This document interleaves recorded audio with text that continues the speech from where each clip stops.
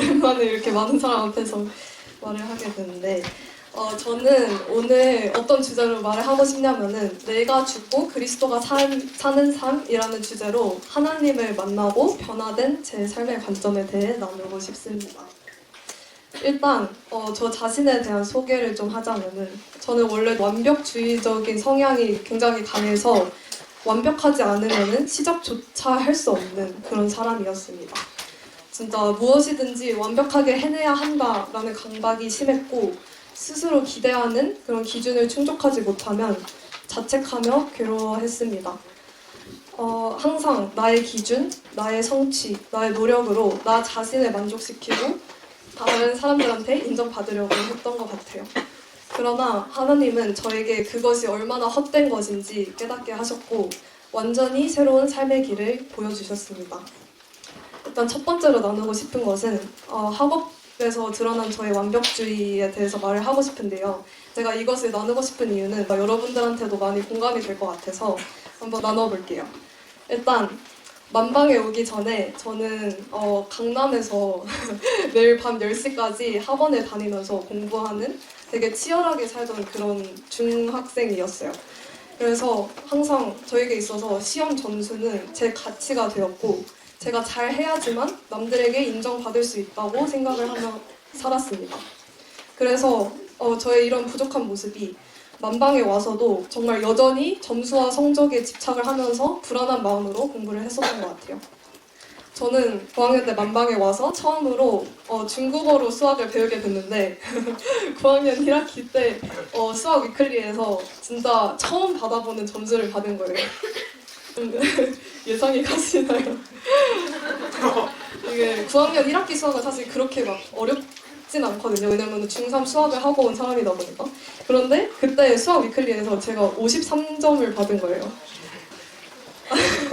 그러고 나서 진짜 너무 충격을 받아가지고 진짜 많이 울었어요. 막 부모님한테 전화하면서 울기도 하고 이 점수를 받아들이기가 너무 어려웠던 것 같아요.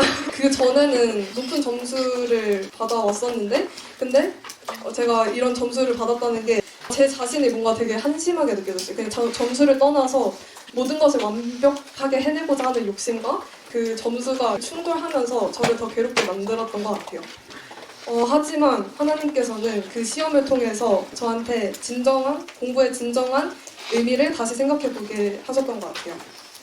처음에는 저는 제가 인정받기 위해 공부하고 남들에게 실력 있는 사람으로 보이기 위해 공부를 했어요. 그런데 그 목적은 저를 그냥 끝없는 불안으로 몰아넣을 뿐이었어요. 왜냐하면 좋은 성적을 받지 못한다는 것은 곧 다른 사람들의 인정을 받을 수 없는 것, 그런 뜻이었으니까요. 그때 하나님은 만방에서의 그런 훈련들을 통해서 제가 공부를 대하는 새로운 관점을 보여주셨습니다. 나의 목표는 성적이 아니라 하나님께서 나에게 주신 것들을 통해 세상에서 빛과 소금이 되는 것이다 라는 것이었어요. 부족한 내가 이 공부를 하는 것을 통해 쓰임받는다는 사실이 어느 순간 되게 감동으로 느껴지는 순간이 있었어요. 그래서 이 깨달음을 통해 저는 그냥 점수에 연연하기보다 그냥 배우는 그 과정, 배움 자체를 기쁨으로 받아들이게 되었던 것 같아요.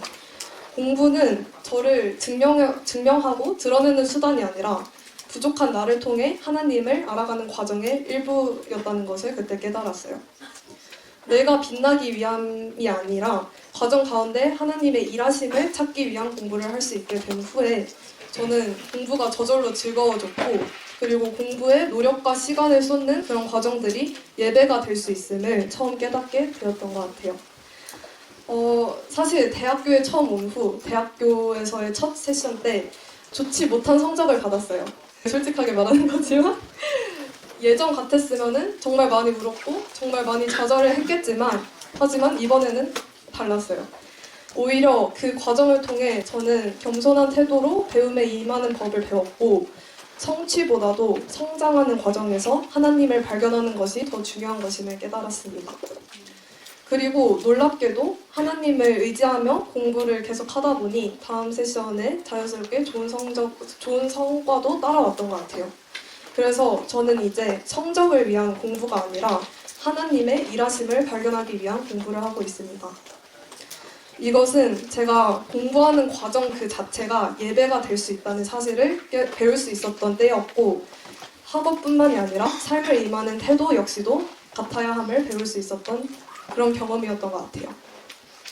그리고 두 번째로 제 삶 전반적인 모습에서의 인정받고 싶은 그런 마음을 내려놨던 그런 경험들을 나누고 싶은데, 사실 저의 완벽주의는 학업뿐만이 아니라 제 삶 전반에 걸쳐 있었던 것 같아요. 저에게 있어서 다른 사람들한테 인정받는 것이 우상이 되었던 것 같아요. 완벽해 보이는 것이 중요했고, 저의 부족한 모습을 다른 사람들한테 보이는 것이 정말 두려웠어요. 사실 저는 막 동생들이 언니 너무 멋져 막 이렇게 많이 해주지만, 저는 매우 게으르고 되게 편한 길을 찾으려고 하고 정직하지 못한 그런 모습도 많았습니다. 겉으로는 열심히 하는 척하지만 실제로는 노력하지 않아도 되는 방법들을 찾고 남들 앞에서 선한 척하는 그런 경우도 있었어요.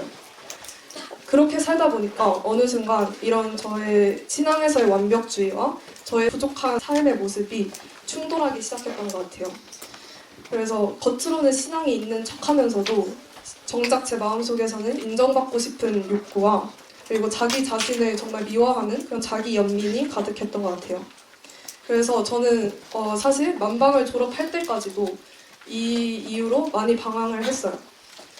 그런데 제가 대학에 오고 나서 더 큰 세상을 보게 되고 나서 저의 연약함을 비로소 인정하게 됐던 것 같아요. 진짜 세상에는 실력이 뛰어난 사람들이 정말 많고 나보다 잘하는 사람들이 항상 정말 많습니다. 제가 이러한 상황을 마주하면서 만방에서 배웠던 넘버원이 아니라 올리원으로 살아가야 한다라는 그 말에 대한 이유에 대해서 다시 생각을 해볼 수 있었는데, 하나님은 내가 누구보다 뛰어나고 빛나는 그런 넘버원이 되기를 원하시는 것이 아니라 하나님께서 나에게 쥐어주신 그 특별한 빛을 가지고 주변 사람들에게 그 빛을 전해주는 그런 특별한 하나님의 자녀인 온리원이 되기를 원하신다는 것을 그때 깨달았어요. 저는 여전히 연약하고 부족함이 많지만 이제는 그 연약함이 자기 연민으로 이어지는 것이 아니라 오히려 더 크신 하나님을 의지하는 계기가 되었던 것 같아요. 저의 시선이 나의 부족함에서 하나님의 크고 완전하심으로 이렇게 바뀌게 된 거죠. 완벽주의는 저를 항상 자유롭지 못하게 만들었어요. 끊임없이 스스로를 증명해야 한다는 그런 부담 속에서 불안해했고 나 자신을 위해서 사는 삶을 살고 있었어요. 하지만 저는 하나님을 만난 후에 점점 깨닫게 되었어요. 나의 가치는 내가 스스로 성취하는 것이 아니라 하나님이 나를 사랑하신다는 그 사실 자체에서 온다는 사실. 그리고 나의 노력으로 완전해지려 하는 것이 아니라 하나님의 은혜 안에서 자유롭게 걸어가는 것이 중요하다는 사실. 제가 졸업반 때부터 대학에 온 현재까지 마음에 새기면서 살고 있는 말씀이 있는데 다 함께 읽어봤으면 좋겠습니다. 하나, 둘. 내가 그리스도와 함께 십자가에 못 박혔나니 그런즉 이제는 내가 사는 것이 아니요 오직 내 안에 그리스도께서 사시는 것이라. 갈라디아서 2장 20절 말씀하네. 오늘 콘티 가사도 되게 와닿았던 게 뭔가 이 말씀이랑 큰 연관이 있는 것 같아요. 결국에 내가 죽어야지만 그리스도께서 살아 역사하신다는 사실을 배우게 됐어요. 그래서 저는 현재 이렇게 기도하고 있어요. 하나님, 저의 완벽주의적인 자아가 죽고 내가 죽고 제 안에 있는 그리스도만이 살아계시길 원합니다. 과거에는 제가 나 자신을 증명하는 삶을 살았다면 이제는 정말 하나님이 드러나시는 그런 삶을 살고 싶어요. 저를 통해 하나님이 드러나시는. 오늘 이 간증이 진짜 완벽을 사랑하는 이 시대에서 저처럼 이렇게 완벽함을 추구하며 불안해했던 누군가한테 위로가 되었으면 좋겠어요. 우리의 연약함 속에서 역사하시는 하나님을 신뢰하면서 더 이상 나를 증명하려 하지 않고 그리스도만이 드러나는 삶을 함께 살아갈 수 있기를 소망합니다. 감사합니다.